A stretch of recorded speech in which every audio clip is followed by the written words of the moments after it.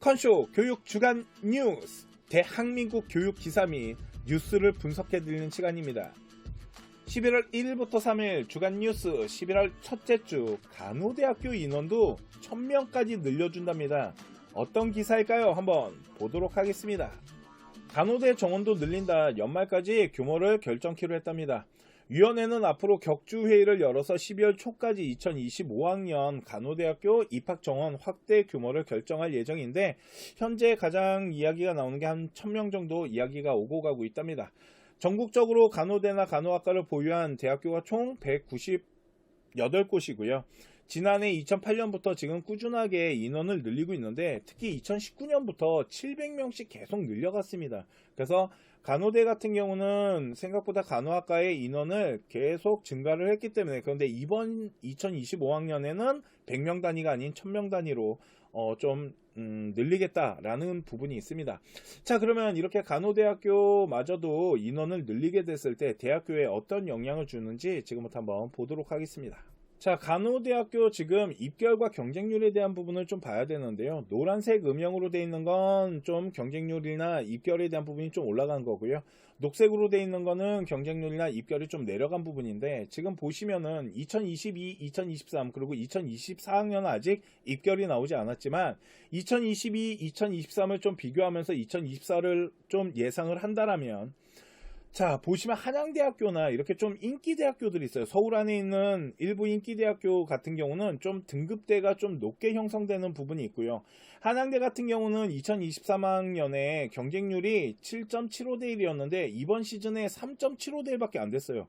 저거는 솔직히 간호대에 대한 어떤 인기가 없다 이런 거보다 이 합격 등급이 너무 높았거든요. 1.12가 나왔기 때문에. 그래서 아마 그거에 영향을 받은 거고, 그 나머지 학교들 같은 경우는 대체적으로 녹색이 좀 많죠.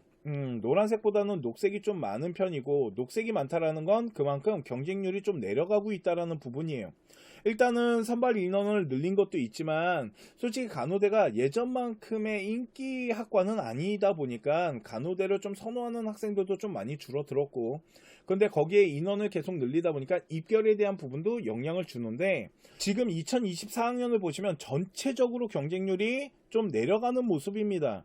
순천향대학교나 이런 고려대학교 같은 경우 일부 대학교를 제외한 나머지 대학교들은 전체적으로 좀 유지되거나 내려가는 대학이 더 많았다라고 보시면 됩니다. 그러면 2023학년에 지금 합격한 아이들의 등급대를 가지고 2024를 약간 분석을 해본다라면, 일단은 간호대 같은 경우는 1등급대 중반에서 후반대 아이들이 합격선을 형성을 하고 있는데, 1등급대 중반보다는 1등급대 약간 후반에 가깝게 이제 합격선을 좀 형성하는 대학교들이 좀 많아질 거고, 특히 간호대학교 같은 경우는 대학교 레벨도 중요하고, 또 이제 가능하면 의대에 있는 간호대로 좀 가는 것도 중요하겠지만, 일단 간호대라는 건 국가고시 자격증을 따로 가는 거기 때문에 간호학과를 나오는 게 중요하다는 부분도 있습니다. 그래서 좀 성적이 부족한 아이들은 좀 지역이나 지방에 있는 학교들도 선택을 되게 많이 하는 편이다 보니까. 그런데 솔직히 서울 안에 있는 학교나 아니면은 이렇게 의대가 조금 잘 돼 있는 학교가 아니라면 생각보다 간호대학교 점수대가 좀 뒤로 많이 빠지는 학교들이 많아요. 그래서 보시면은 지금 남서울대학교 같은 경우도 2023학년이 되면서 경쟁률이 되게 높아졌는데도 불구하고 등급대는 좀 낮아지는 부분이 있고, 이번 시즌에는 경쟁률이 좀 낮아지는 현상이 일어나면서 아마 등급대가 유지가 되거나 약간 뒤로 빠지는 데다가 더 형성될 수도 있다라는 거죠.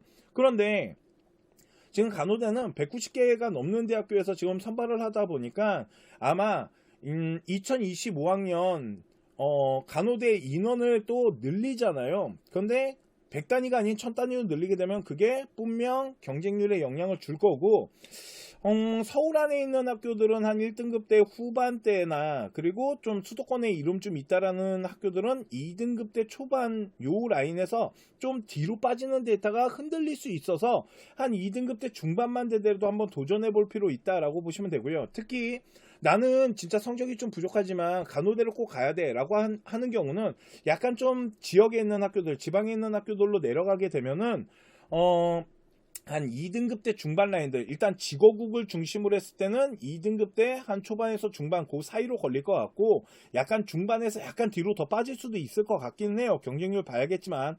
그런데 지역에 있는 학교들 중에 간호학과인데 지방 사립대학교 있죠. 이런 학교 같은 경우는 한 2등급 때 후반 한 2.8에서 2.9 진짜 빠지는 데이터나 경쟁률이 좀만 도와준다면 3등급 때 아이들도 들어갈 수 있는 이런 라인이 좀 형성되는 분위기로 가고 있다는 거죠.